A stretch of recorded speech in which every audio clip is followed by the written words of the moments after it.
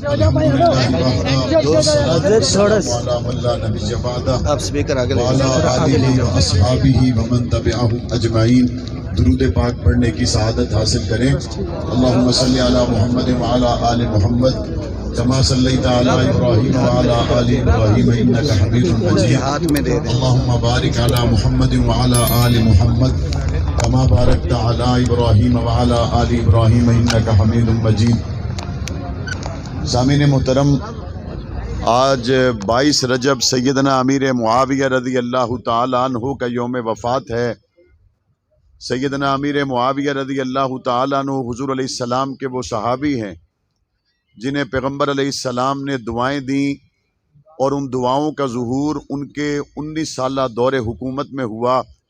کبھی تو پیغمبر علیہ السلام نے ان کے بارے میں یہ ارشاد فرمایا، اے اللہ معاویہ کو ہدایت دے دے اور ہدایت دینے والا بنا دے۔ کبھی پیغمبر علیہ السلام نے ارشاد فرمایا، اے اللہ وہ لشکر جو تیرے دین کی سربلندی کے لیے سمندروں کا رخ کرے، اس کے لیے جنت کے دروازے کھول دے۔ پیغمبر علیہ السلام کے اس صحابی کو یہ شرف حاصل ہے کہ انہوں نے دین اسلام کی سربلندی اور سمندر پار اسلام کی فوجوں کو بھیجنے کے لیے بحری لشکر تیار کیے اور روانہ کیے۔ یہ حضور علیہ السلام کے وہ صحابی ہیں جنہیں اللہ کے رسول صلی اللہ علیہ وسلم پر اترنے والی قرآن مجید کی آیت مبارکہ کہ اللہ تعالیٰ اس دین کو دنیا پر غالب کرے گا، حضرت امیر معاویہ کے زمانہ میں 64,65,000 مربع میل پر دین غالب ہوا۔ یہ حضور علیہ السلام کے وہ صحابی ہیں جن کا یوم وفات 22 رجب کو ہے، کہ جن کے ہاتھ پر حضرت حسن نے بیعت کی، حضرت حسین نے بیعت کی۔ یہ حضور علیہ السلام کے وہ صحابی ہیں جن کی ہمشیرہ حضرت ام حبیبہ مصطفیٰ کریم صلی اللہ علیہ وسلم کا حرم ہے، اور حضور علیہ السلام کا حرم ہونے کی وجہ سے حضرت معاویہ ایک دن حضرت ام حبیبہ کے پاس گئے۔ بہن نے دیکھا کہ بھائی تجارت کے سفر سے آیا ہے، تھکا ہوا ہے، اپنے بھائی کے سر کو دبانے لگی، کندھوں کو دبانے لگی۔ حضور علیہ السلام نے پردہ ہٹایا، گھر میں داخل ہوئے، دیکھا کہ ام حبیبہ اپنے بھائی معاویہ سے اظہار محبت کرتی ہے۔ تو پاک پیغمبر نے پوچھا، حبیبہ کیا تو معاویہ سے محبت کرتی ہے؟ تو ام حبیبہ نے جواب دیا، یا رسول اللہ ہر بہن اپنے بھائی سے محبت کرتی ہے، تو میں بھی معاویہ سے محبت کرتی ہوں۔ آقا دو جہاں نے فرمایا، ام حبیبہ صرف تو معاویہ سے محبت نہیں کرتی، بلکہ میں محمد بھی معاویہ سے محبت کرتا ہوں۔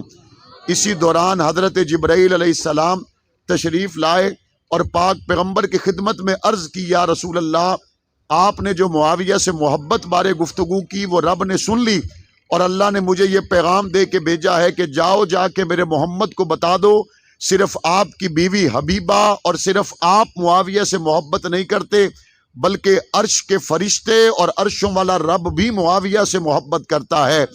آج ہر مسلمان حضور علیہ السلام کے اس صحابی سے محبت کرتا ہے، لیکن آج ان کا یوم وفات 22 رجب خاموشی سے گزر گیا۔ پاکستان کے لوگوں کو پتہ نہ چل سکا کہ حضرت امیر معاویہ کا یوم وفات ہے۔ آج اپنے محسن کا تذکرہ کرتے ہوئے لوگ اپنے اس دن کو یاد رکھتے ہیں جو اس محسن سے جڑا ہوا ہو، تو سب سے پہلا حق حضرت ابوبکر صدیق کا ہے کہ ان کے یوم وفات کو سرکاری سطح پر تعطیل کا اعلان کر کے منایا جانا چاہیے۔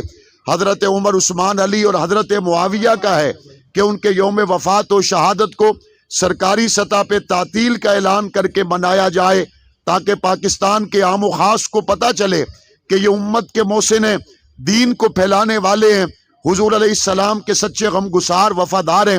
آج 22 رجب المرجب کو جب حافظ ملک مظہر جاوید کی الیکشن کمپین کے سلسلہ میں اور آپ یہاں موجود ہیں، اس حضرت امیر معاویہ رضی اللہ تعالیٰ عنہ کے یوم وفات کا اور آج کے دن کی جانے والی کمپین کا ایک خاص تعلق ہے، اور وہ تعلق یہ ہے، ایوانوں میں بیٹھے ہوئے لوگ 22 رجب آتا ہے گزر جاتا ہے، ایوانوں میں بیٹھے ہوئے لوگ 22 جمادی الثانی آتا ہے گزر جاتا ہے، وہ اپنے لیڈروں کے ترانے گاتے ہوئے نہیں تھکتے، وہ اپنے محسنوں کی باتیں کرتے ہوئے نہیں تھکتے، لیکن افسوس، صد افسوس، آپ کی قومی اور صوبہ کی اسمبلیوں میں ایسی آوازیں موجود نہیں ہیں جو حضرت ابوبکر صدیق کے لیے بات کریں، حضرت عمر فاروق کے لیے بات کریں، عثمان و علی، طلحہ و زبیر کے لیے بات کریں، حضور کے سالے اور خال المسلمین حضرت امیر معاویہ رضی اللہ تعالیٰ عنہ کے لیے بات کریں.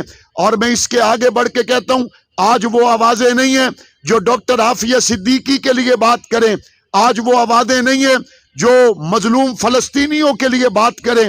آج وہ آوازیں نہیں ہیں جو ختم نبوت کے چوکیدار بنے. آج وہ آواز نہیں ہے جو اسمبلی میں کھڑے ہو کر یہ کہیں کہ پاکستان کی فوج کو فلسطین کی حفاظت کے لیے جانا چاہیے.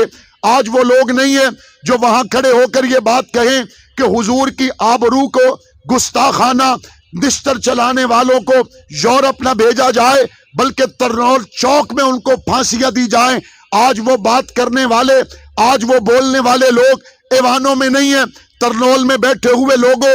میں آپ سے پوچھتا ہوں حضور کی آبرو کے لیے اسمبلی میں بولنے والی آوازیں ہونے چاہیے نہیں ہونی چاہیے؟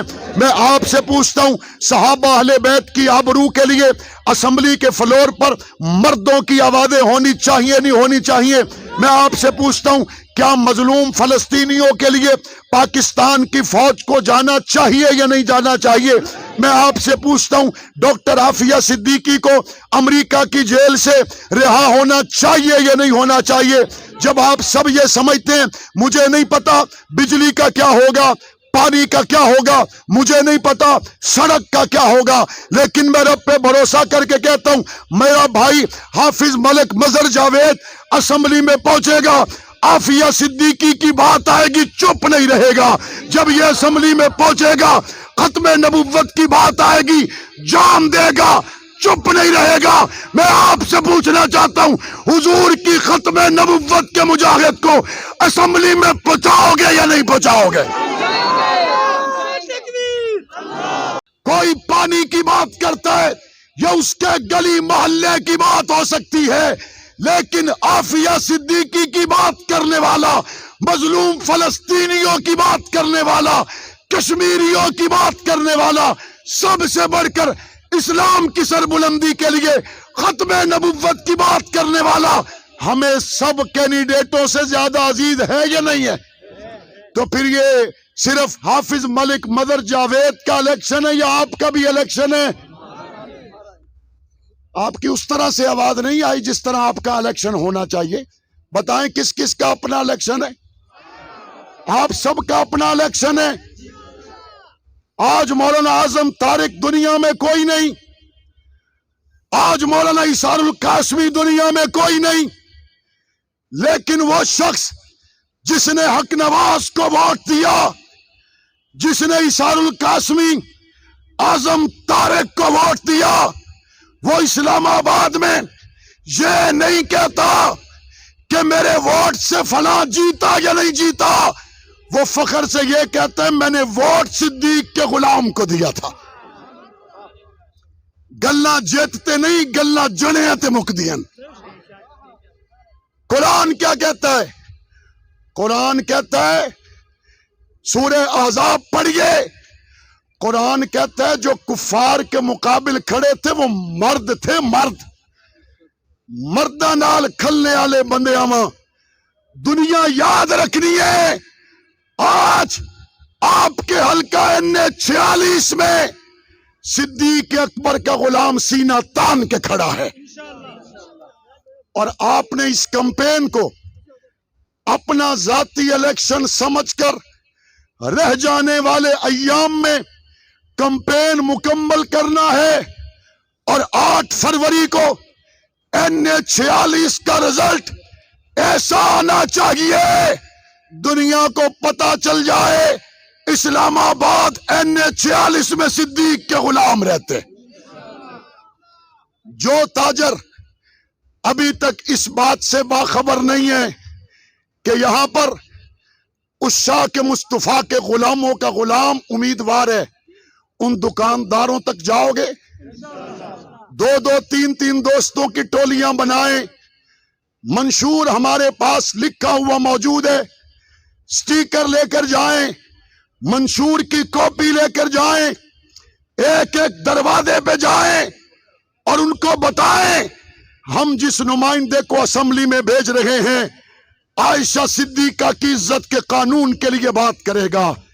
اگر کوئی مارکیٹنگ کرنے والا اپنی پروڈکٹ کا تعارف کرانے میں، بار بار ایک دکان پر جانے میں شرم محسوس نہیں کرتا، تو صدیق کے قانون کے لیے کسی دکان پہ جانے میں آپ کو بھی شرم نہیں آنی چاہیے۔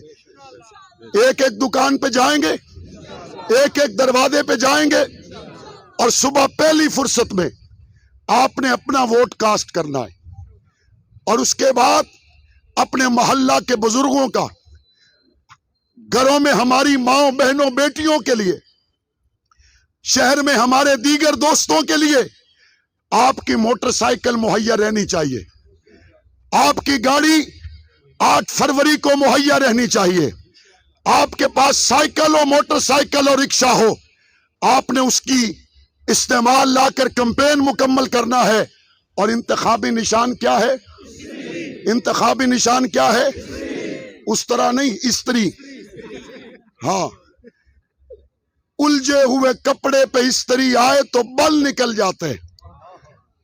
ہمارا ملک الجھنوں میں ہے، 8 فروری کو استری پہ مہر لگاؤ، جس طرح کپڑے کے بل نکلتے ہم ملک کے بل نکالیں گے انشاءاللہ۔ اس کے لیے بیدار رہنا ہے اور سستی ہرگز نہ کرے۔ اگر ملک مظہر جاوید صاحب نے آج حصہ لیا اور وہ اپنی گفتگو میں کہہ رہے تھے، میں وہ پہلا شخص ہوں جو شہداء کے قافلے سے ہوں، اور میں اہل بیت اور اصحاب کی غلامی کے علم کے ساتھ میدان میں ہوں۔ اگر آپ حق نواز کی سیرت کے ساتھ آئے ہیں تو پھر مجھے امید ہے آپ کے ساتھیوں میں بھی حق نواز کے ساتھیوں کا جذبہ نظر آئے گا انشاءاللہ۔ آپ کے ساتھی بھی اس میں کمی نہیں کریں گے انشاءاللہ۔ اور 8 فروری کو NH-46 کے رزلٹ پر میری پوری نظر ہوگی۔ ہو سکتا ہے قریبی علاقے میں اگر میں موجود ہوا، NH-46 کے پولنگ اسٹیشن میں خود وزٹ کروں گا انشاءاللہ، میں خود وزٹ کروں گا۔ آپ نے اپنی پوری توانائیاں صرف کرنی ہیں۔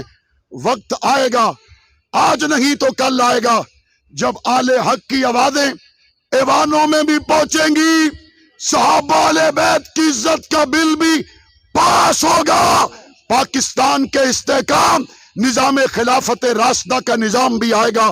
اللہ تعالی ہم سب کا حامی و ناصر ہو۔